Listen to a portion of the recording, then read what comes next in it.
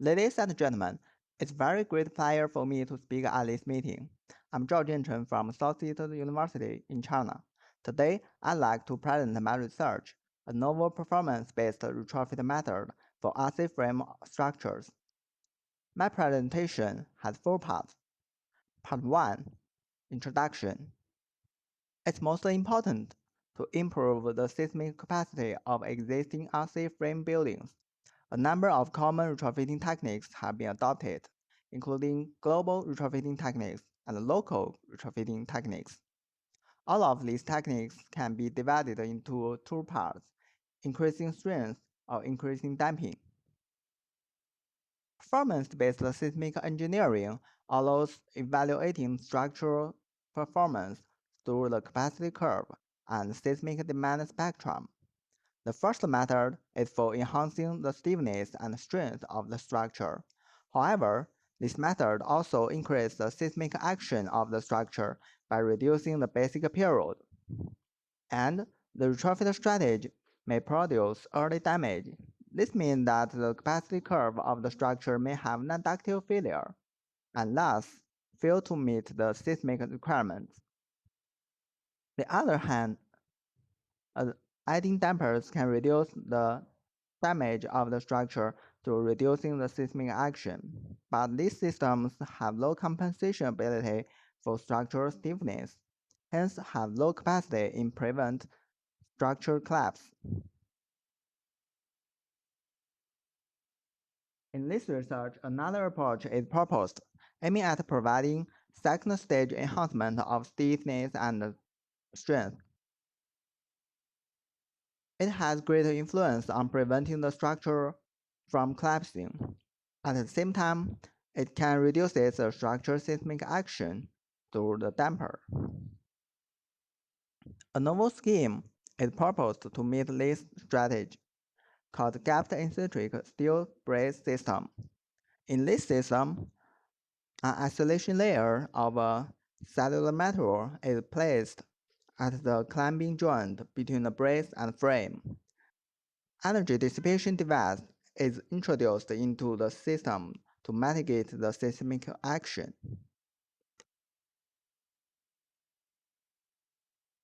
The ideal response mechanism is provided in this figure.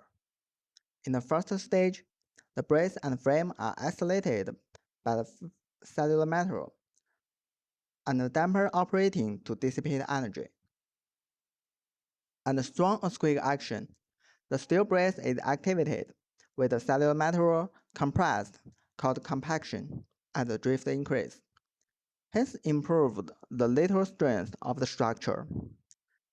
This could make the frame beam to participate in load resistance and effectively alleviate the continuous damage of the column and joint. Part 2, Experimental Study. Pseudostatic tests were carried out on sealed frames. The dry connection method through bolts is used, avoiding drilling holes and planting bars on frame beam, and is convenient to operate in practical construction. For the second-order effect, the drift ratio demand of compaction in this test is set at 1% drift ratio. Some interesting experimental phenomena can be summarized. For the bar frame, initial flexure cracks were observed firstly at the column rather than beam. The damage mechanism was flexure hanging of the columns at both top and bottom ends. In contrast, only a few cracks on the beam were discovered. The failure mode of the frame is strong beam and weak column. For the retrofitted frame, the damage mode developed in a similar way with the bar frame before the compaction occurred.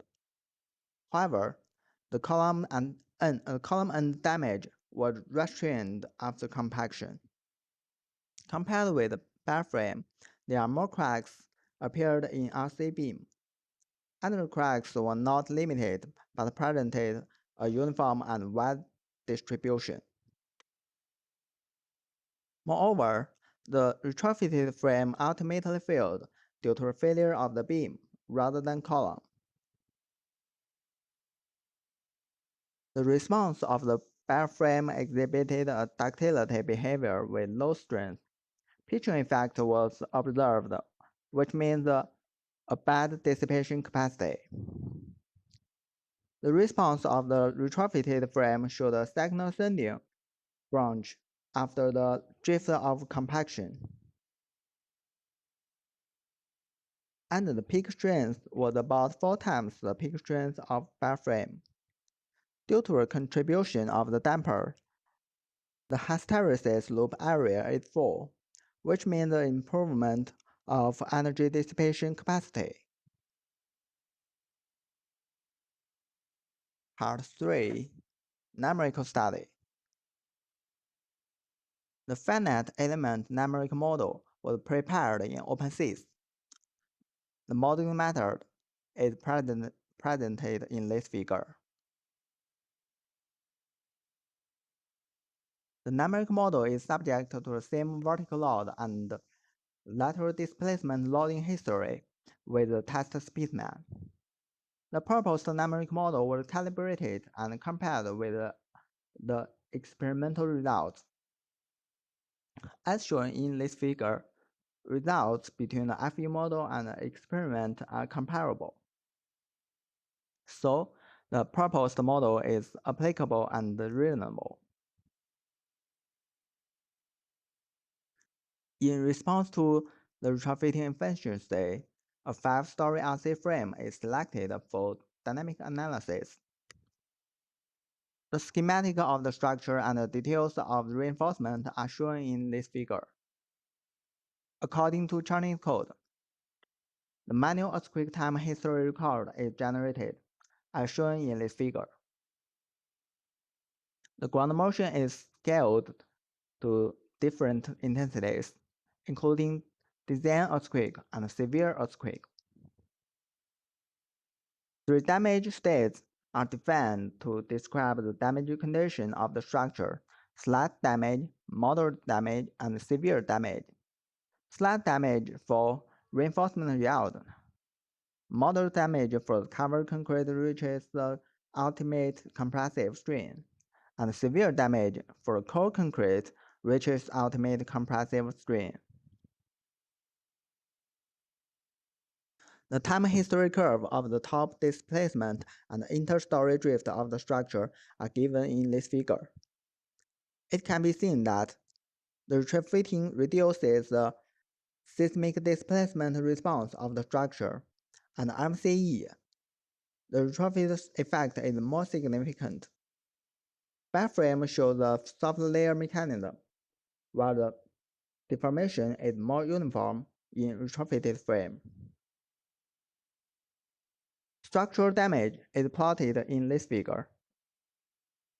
And the design earthquake. No damage appearing in retrofitted frame. And a severe earthquake. Bed frame shows soft layer mechanism, which is badly damaged and on the verge of collapse. The retrofitted frame damage was widely distributed, but there is no severe damage. In summary, the structure is not damaged in the design earthquake and can be repaired after rare earthquake, which achieving the performance target. Part 4. Conclusions.